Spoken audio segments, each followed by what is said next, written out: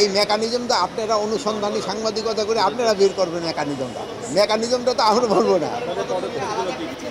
তা আমিও যা দেখলাম আপনারা একই জিনিস দেখছেন। আমি এসে দেখলাম ট্রেনগুলি যেই সময় ছাড়ার কথা তারা ঠিক টাইমে ছেড়ে যাচ্ছে। কোনো ট্রেনেই কোথাও কোনো লেট হচ্ছে না, ঠিক টাইমে মোটামুটি ছেড়ে যাচ্ছে।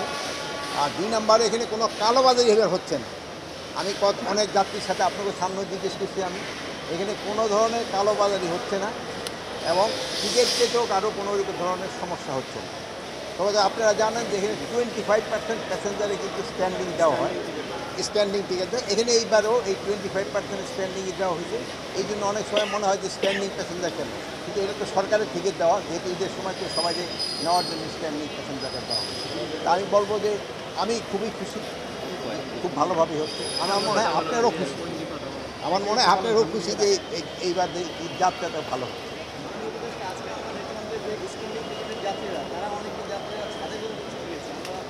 এখান থেকে ছাদে কিন্তু উঠা নিষেধ, চেষ্টা করে ছাদে যেন কেউ না ওঠে। এই ক্ষেত্রে আপনিও জনগণকে সচেতন করতে হবে।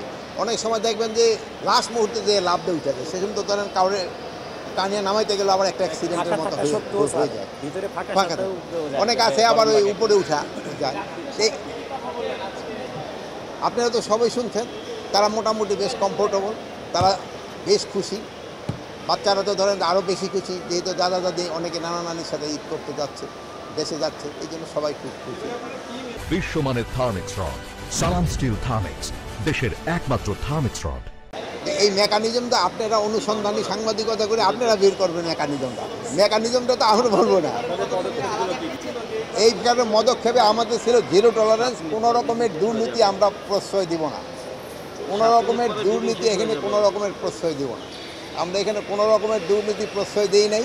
এবং আমাদের যে কর্মকর্তা কর্মচারী আছে রেলে, তাদেরও ইনস্ট্রাকশন দেওয়া হয়েছিল তারা যেন ঠিকমতো তাদের দায়িত্বটা পালন করে। অনেক সময় আপনারা দেখছেন যে এই কালোবাজারির সাথে কিন্তু আমাদের অনেক সময় এই যে আমাদের কর্মচারীরা অনেক সময় 2-1 জন জড়িত হয়ে গেছিল। এবার আল্লাহ দিলে একজনও হয়নি। না, কোনো ধরনের আল্লাহ দিলে আশঙ্কা নাই, কোনো ধরনের আশঙ্কা নাই। জনগণ খুবই সচেতন, আপনারাও খুবই সচেতন।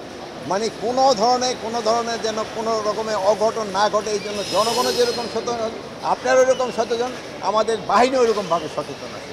এবার জানেন যে বাহিনীগুলি ছুটি অনেক কী করে হয়েছে, যেন কোনো ধরনের কোনো সমস্যা না হয়। তা আপনারা ভালো থাকেন, দোয়া করবেন। আল্লাহ হাফেজ। অবশ্যই জনগণ যেন স্বস্তিভাবে শঙ্কামুক্তভাবে ঈদ পালন করতে পারে, এই দোয়াই করি আল্লাহর কাছে।